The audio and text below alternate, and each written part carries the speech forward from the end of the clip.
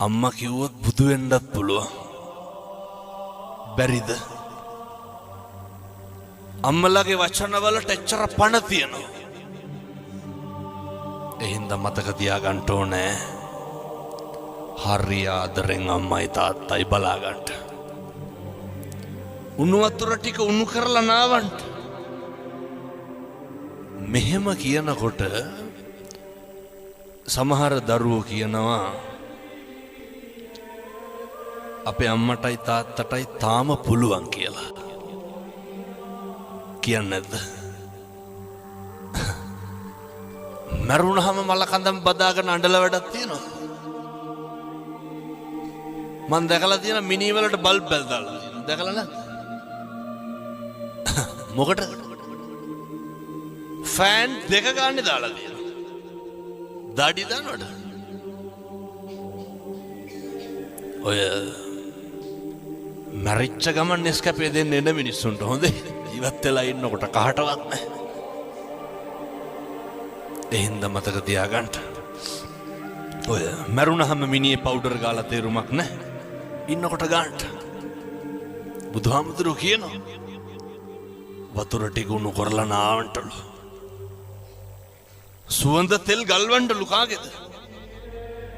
අම්මගේ තාත්තගේ. සම්බාහනය කරන්නලු. පැද්ද කුණු කරලා වඳින්නලු.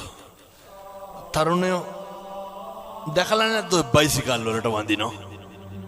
ගණ්ඩ කලින් වඳිනවනේ.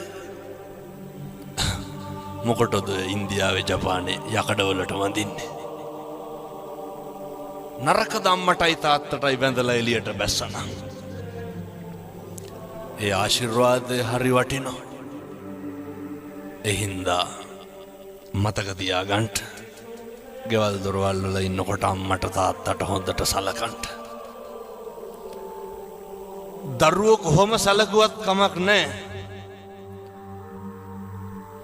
දරුවන්ට මෛත්‍රී කරන්න හොඳේ. ඇයි? ඒ මෛත්‍රී කරන එක ආනිසංසය කාටද? ඒක හරි තියනවනේ. නැත්තම් සලකන්නෙත් නැහැ. පිනකුත් නැහැ. හිත හදාගන්න. මේ විදිහට ජීවත් වෙන්න. මේ අම්මලාට තාත්තලාට මේ තරුණ මහත්තුරුන්ට පිං සිද්ධ වෙන්න. සෝවිසි අනන්ත බුදුගුණේ බලයෙන් ශක්තිය ධෛර්යය ලැබේවා. සාදු සාදු සාදු. නිරන්තරයෙන්ම බුද්ධවත හොඳට කරන්න. දැන් මේ පන්සල තියෙනවනේ. අපේ හාමුදුරුවෝ නොහිටින්න මේවා කරන්න පුළුවන්ද?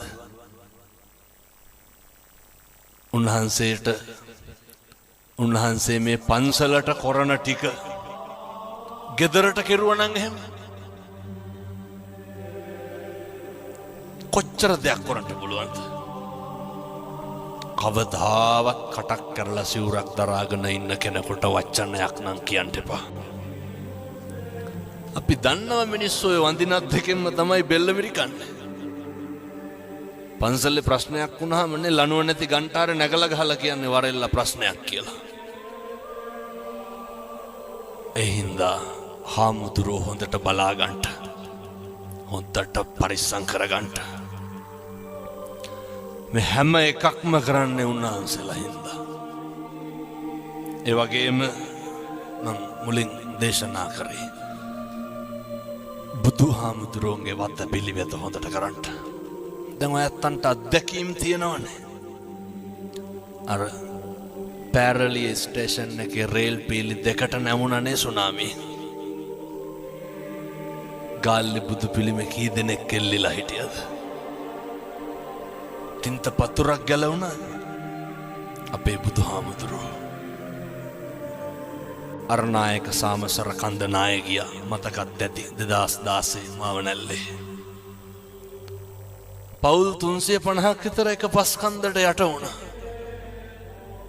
අර ගමේ මිනිස්සු වැඳපු බුදපු ඒ බුදු පිළිම හෙල්ලුණාද? නැහැ. අපේ බුදුහාමුදුරුවෝ. එනිසා මතක තියාගන්න. ඒ බුද්ධවත හරියට කරන්න. අපි වෙනුවෙන් අප්‍රමාණ කැපකිරීම කරපු උත්තමයෙක්. උදේ හවා ගෙදර බුදුන් වඳින්න අම්මේ තාත්තේ. හරියනවා කිරි ඉතුරුව වගේ වරදින්නේ නැහැ. දරුවෙක්වත් නොමග යන්නේ නැහැ. මම්මගේ හදවතින් ප්‍රාර්ථනා කරනවා මේ අම්මලාට තාත්තලාට මේ කියපු විදිහට ජීවත් වෙන්න අවශ්‍ය ශක්තිය ලැබේවා. සාදු සාදු සාදු. ධර්මදේශනාමේ පින්කම සංවිධානය කරේ සීලවතී මෑණියන්ට පින් සිද්ධ වෙන්න හිරාන් මහත්මයා ඇතුළු දූ දරුවෝ, ඒ චාමිනී නිලන්ති මහත්මිය අනුරාධා ආසිංසන දුමිදු කල්හාර සමන්වලී ලේලිය, එයත්තන්ට පින් සිද්ධ වේවා. ඔය ඇත්තෝ නමින් මිය පරලෝ ගියපු කෙනෙක් ඇත්නම් ඒ සියලු දෙනා සිහිපත් කරගන්න.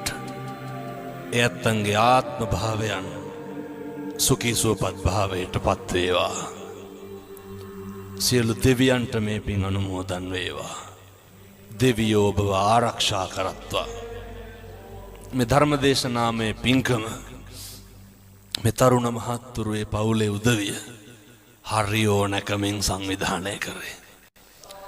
මං හිතන්නේ 20-30 ගමනක්වත් කෝල් ගන්නට ඇදිනේ. හරි ඕනකමින්, හරි හැඟීමෙන්. එහින්ද ඔය ඇත්තන්ට අනේක වාරයක් පින් සිද්ධ වෙනවා මේ මිනිස්සු අහපු බණ පදයක් ගානේ. ඒ ධර්ම දානමය පින්කම මහ පුදුම විදිහට කරගත්තා. ඒ පින්නතුන්ට හිරාන් මහත්මයා ඇතුළු පවුලේ උදවියට නිදුක් නිරෝගී සම්පන්නිය ලැබේවා.